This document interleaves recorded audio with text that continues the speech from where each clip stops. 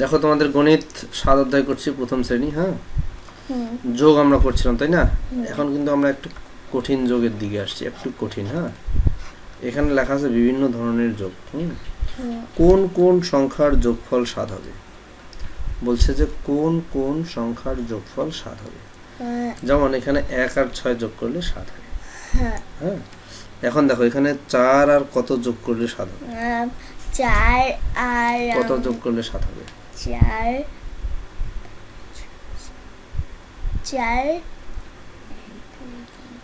5 6। তাহলে 4 আর 6 যোগ করলে 7 হবে না, কত? 4 আর কত যোগ করলে 7 হবে? একটু চিন্তা করে বলো, পারছো না? আচ্ছা, 4 আর 5।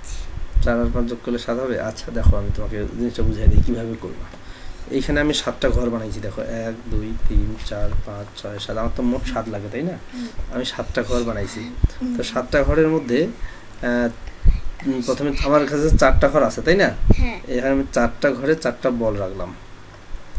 4টা ঘরে 4টা বল রাখলাম। দেখো এই যে 4টা ঘরে 4টা বল আছে। আর এখানে তাহলে আর কয়টা ঘর ফাঁকা? আর তাহলে এখানে যদি আমি 3টা ঘর বল রেখে দিই তাহলে কিন্তু 7টা হয়ে যাচ্ছে। মানে আমার কাছে 4টা বল আছে আর আমার লাগবে কিন্তু 7টা। কয়টা লাগবে? মোট 7টা। তাহলে আর 3টেই হলে কিন্তু 7টি হয়ে যাচ্ছে। এই জন্য আমি আগে 7টা ঘর রাখছি, তাই না? 7টা ঘর এঁকে, যেহেতু এখানে 4 আছে এই জন্য আমি 4টা বল আগে দিয়ে দিলাম। 4টা বল এখানে দিয়ে দিলাম। এই যে প্রথমে এই 4টা দিয়ে দিলাম, দিয়ে দেখলাম যে আরও 3টা বল ফাঁকা, মানে আরও 3টা বল লাগে। তাহলে 4-এর সঙ্গে এখানে 3 যদি আমি দিই তাহলে 4 আর 3 যোগ করলে 7 হবে।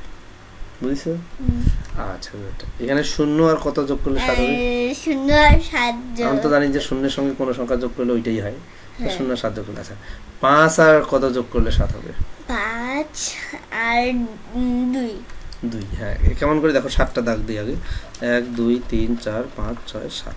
কিন্তু তোমার কাছে মনে করো 5টা আছে। এই 1 2 3 4 5টা আছে, কিন্তু আর লাগে কয়টা? 2টা। এই 2টা নাই, তাই না?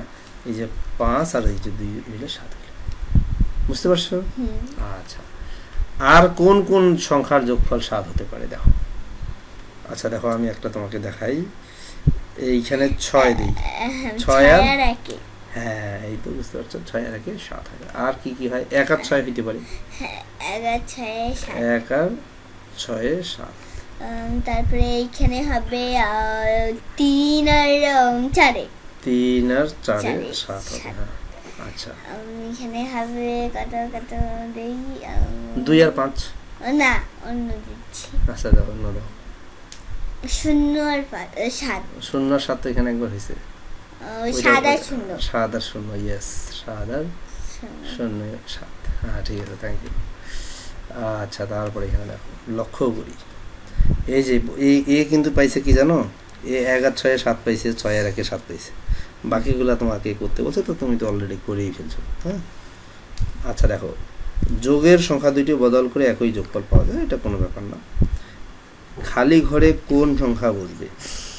দেখো 3 যোগ, এখানে একটা খালি ঘর আছে, এর উত্তরের সাথে 6 যোগ 3 একই উত্তর হয়।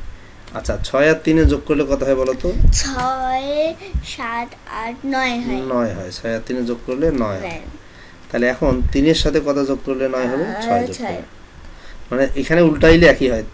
3 আর এই যে দেখো, 6 আর 3 যোগ করলে যত হবে, 3 আর 6 যোগ করলেও তত হবে। মনে করো 6 আর 3 এই দুইটা যোগ করলে কত হয়? 9 হয়। আর 3 আর 6 যদি যোগ করো তাহলে মানে যোগের যে সংখ্যাগুলো আছে এগুলো যদি উল্টাউল্টি করো, যোগফলটা কিন্তু একই থাকবে। দেখো 8 আর 2 এর উত্তরের সাথে 2 আর 8 এর উত্তর একই হয়। দেখো এখানে আছে 2 আর 8, 2 আর 8 এ 10 হয়, তাহলে 8 আর 2 এও 10 হবে। এখানে 8 আর 2 এ 10 হবে, আর 2 আর 8 এও 10। বুঝতে পারছো? মনে করো 5 আর 2 যোগ করলে যত হবে, আর তাহলে 2 আর 5 যোগ করলেও কিন্তু তত হবে। বুঝতে পারছো? 5 আর 2 যোগ করলে 7 হয়, 2 আর 5 যোগ করলেও 7 হয়। কি বুঝতে পারছো না? তুমি কিন্তু তোমার বইয়ের অঙ্কগুলো এগুলো আজকে করবা সব। হ্যাঁ, করে আমাকে দেখাবা।